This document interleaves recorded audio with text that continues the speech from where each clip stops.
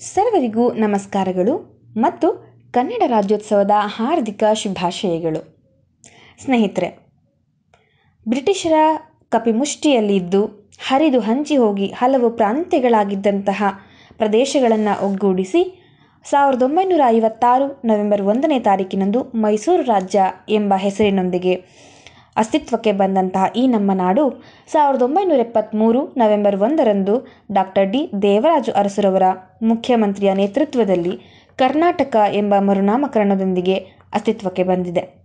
ಪ್ರಸ್ತುತ ನವೆಂಬರ್ ಮಾಸವನ್ನು ಕರ್ನಾಟಕ ರಾಜ್ಯೋತ್ಸವ ಅಥವಾ ಕನ್ನಡ ರಾಜ್ಯೋತ್ಸವ ಅಂತ ಆಚರಿಸ್ತಾ ಬಂದಿರುವ ನೀವೆಲ್ಲರೂ ಕರ್ನಾಟಕದ ಬಗ್ಗೆ ಎಷ್ಟು ತಿಳ್ಕೊಂಡಿದ್ದೀವಿ? ಹಾಗಾದರೆ ಸ್ವಲ್ಪನಾದರೂ ಅದರ ಬಗ್ಗೆ ಗಮನ ಹರಿಸಿ ತಿಳಿದುಕೊಳ್ಳೋಣವಾ? ನಮ್ಮ ಗತ ಇತಿಹಾಸದ ವೈಭವವನ್ನು ಒಮ್ಮೆ ಸ್ಮರಿಸ್ಕೊಳ್ಳೋಣ.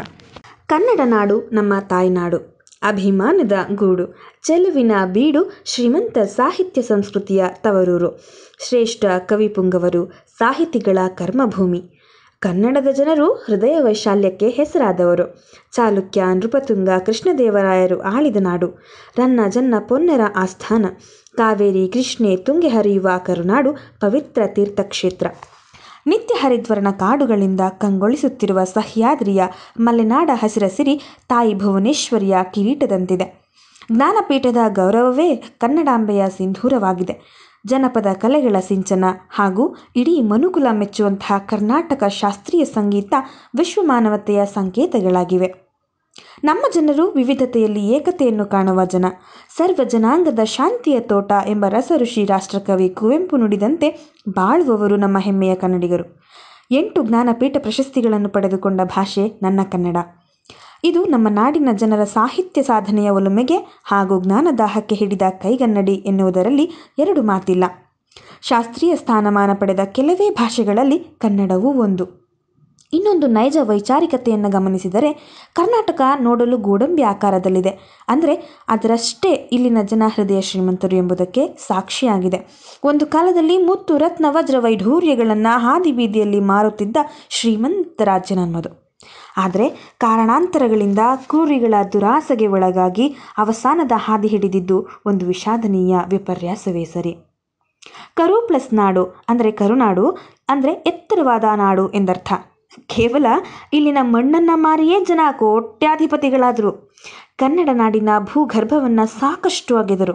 ಆದರೂ ನಾಡು ತನ್ನ ಒಡಲಲ್ಲಿ ಅಪಾರ ಖನಿ ಸಂಪತ್ತು, ಹೇರಳವಾದ ಚಿನ್ನದ ನಿಕ್ಷೇಪಗಳನ್ನು ಹೊಂದಿದೆ. ಆದ್ದರಿಂದಲೇ ಇತಿಹಾಸಕಾರರು ನಮ್ಮ ನಾಡನ್ನು ಚಿನ್ನದ ನಾಡು ಎಂದಲೂ ಬಿಂಬಿಸಿದ್ದಾರೆ. ರಾಷ್ಟ್ರದಲ್ಲಿಯೇ ಅತಿ ಹೆಚ್ಚು ಚಿನ್ನ ಉತ್ಪಾದಿಸುವ ರಾಜ್ಯ ಕರ್ನಾಟಕ ಮಾತ್ರ.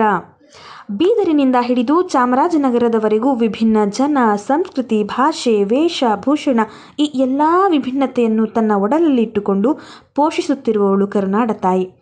ಕನ್ನಡ ನಾಡಿನ ಕಾಶ್ಮೀರದಂತಿರುವ ಕೊಡಗು, ಕರ್ನಾಟಕದ ಮ್ಯಾಂಚೆಸ್ಟರ್ನಂತಿರುವ ದಾವಣಗೆರೆ, ಸಕ್ಕರೆ ಸರದಾರರಂತಿರುವ ಬಾಗಲಕೋಟೆ, ಮಂಡ್ಯ, ಬೆಳಗಾವಿ ಜನತೆ, ಸಂಸ್ಕೃತಿಯ ನೆಲೆಗಳಿಂದ ಧಾರವಾಡ, ಮೈಸೂರು, ಹೀಗೆ ಅದೇ ರೀತಿ ಕೋಮಲ ಸೌಹಾರ್ದತೆಯನ್ನು ನೆಲೆಸಿರುವಂತಹ ರಾಜ್ಯ ನಮ್ಮದು. ಅವಸಾನದ ಹಾದಿ ಹಿಡಿದಿದೆ ಎಂದ ಮಾತ್ರಕ್ಕೆ ನಮ್ಮ ನಾಡು ಕೀಳು ಎಂದು ನಾನು ಹೇಳುತ್ತಿಲ್ಲ. ನಮ್ಮ ನಾಡಿಗೆ ತುಂಬ ಹೆಮ್ಮೆಯಿಂದ ಹೇಳಲು ಅನೇಕ ಸಂಗತಿಗಳಿವೆ.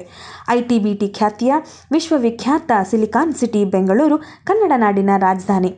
ಇಂದಿನ ಆಧುನಿಕ ಯುಗದ ಕೈಗಾರಿಕೆಯ ಬೀಡು. ವಿಶ್ವವಿಖ್ಯಾತ ITBT ಕಂಪನಿಗಳಾದ ವಿಪ್ರೋ, ಇನ್ಫೋಸಿಸ್, ಬಯೋಕಾನ್ ಅನ್ನು ವಿಶ್ವಕ್ಕೆ ಕೊಟ್ಟಂತಹ ನಾಡು ನನ್ನದು. ಇದರ ಪಕ್ಕದಲ್ಲೇ ವಿಶ್ವವಿಖ್ಯಾತ ಅರಮನೆಯನ್ನು ಹೊಂದಿರುವ ಸಾಂಸ್ಕೃತಿಕ ರಾಜಧಾನಿ ಮೈಸೂರು.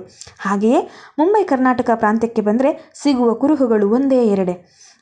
ತಾಯ್ನಾಡಿಗಾಗಿ ಪ್ರಾಣ ಕೊಟ್ಟ ಕಿತ್ತೂರು ರಾಣಿ ಚೆನ್ನಮ್ಮ ಹಾಗೂ ಆಕೆಯ ಬಲಗೈ ಬಂಟ, ಗಂಡು ಮೆಟ್ಟಿದ ನಾಡಿನ ಕ್ರಾಂತಿವೀರ ಸಂಗೊಳ್ಳಿ ರಾಯಣ್ಣ. ಅದೇ ರೀತಿ 12ನೇ ಶತಮಾನದಲ್ಲಿ ವಚನ ಕ್ಷೇತ್ರದ ದಿಗ್ಗಜ ಗುರು ಬಸವಣ್ಣ, ಅಕ್ಕಮಹಾದೇವಿ, ಅಲ್ಲಮಪ್ರಭು ನಡೆದಾಡಿದ ಧನ್ಯಭೂಮಿ. ಜನಪದ ನೆಲೆಯೇ ಈ ಪುಣ್ಯಭೂಮಿ. ಅವರ ವಚನಗಳು ಇಂದಿನ ಆಧುನಿಕ ಯುಗಕ್ಕೆ ಹಿಡಿದ ಕೈಗನ್ನಡಿ. ಅಷ್ಟೇ ಅಲ್ಲ, ತಮ್ಮ ಕೀರ್ತನೆಯ ಮೂಲಕ ಸಮಾಜದ ಅಂಕುಡೊಂಕು ತಿದ್ದಿದ ಶ್ರೇಷ್ಠ ದಾಸರಾದ ಕನಕ ಪುರಂದರದಾಸರ ಶ್ರೇಷ್ಠ ರಾಜ್ಯ. ಹಾಗೆಯೇ ಕುವೆಂಪು, ಬೇಂದ್ರೆಯಿಂದ ಹಿಡಿದು ಕಾರ್ನಾಡ ಕಂಬಾರರ ತನಕ ಸಾಹಿತ್ಯ ಗಣಿಯಿಂದ ತುಂಬಿದ ನಾಡು ನನ್ನದು. ಕೈಗಾರಿಕೀಕರಣ ಇಲ್ಲವೇ ಮರಣ ಎಂದು ಸಾರಿದ ಭಾರತದ ಭಾಗ್ಯಶಿಲ್ಪಿ ಸರ್ ಎಂ ವಿಶ್ವೇಶ್ವರಯ್ಯ 1902ರಲ್ಲೇ ಶಿವನ ಸಮುದ್ರದಲ್ಲಿ ಪ್ರಪ್ರಥಮ ಬಾರಿಗೆ ಜಲವಿದ್ಯುತ್ ಯೋಜನೆಗೆ ನಾಂದಿ ಹಾಡಿದರು.